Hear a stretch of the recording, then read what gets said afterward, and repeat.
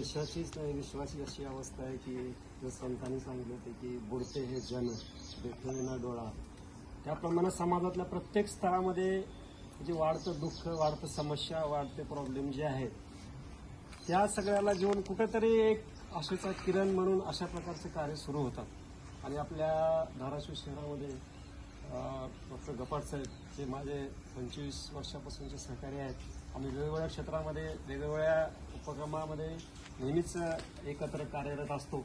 आणि आज त्यांनी हे मातोश्री बहुउद्देशीय संस्थेच्या माध्यमातून हे जे बालकाश्रम, वृद्धाश्रम, निराधार आश्रम जे चालू केलेलं आहे हे आपल्या धाराशिवकराकरता एक अत्यंत गौरवास्पद आणि उल्लेखनीय पाऊल आहे.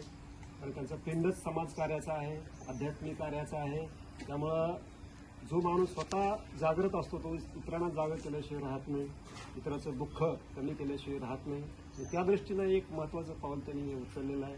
आणि वैयक्तिक मी माझ्यातर्फे आणि आमचे जे धाराशिव शहरामध्ये प्रजापिता ब्रह्माकुमारी ईश्वरी विश्वविद्यालय आहे, जे शारीरिक जे पुनरुत्थान असतं त्याबरोबरच आध्यात्मिक मानसिक पुनरुत्थान, कारण मानसिक बळ दिल्याशिवाय हे कार्य होत नाही. आणि मानसिक बळ प्राप्त करण्याकरता अशा ज्येष्ठांना आमच्याकडं आम्ही वेगवेगळी रक्षाबंधन असो, जन्माष्टमी असो, अशा वेगवेगळ्या सणाला आम्ही जेलमध्ये किंवा असं सार्वजनिक ठिकाणी जाऊन त्यांना आम्ही रक्षाबंधनाचे कार्यक्रम म्हणा किंवा त्यांना काही वाटपाचे कार्यक्रम म्हणा किंवा प्रवचनाचे कार्यक्रम असे आयोजित करत असतो.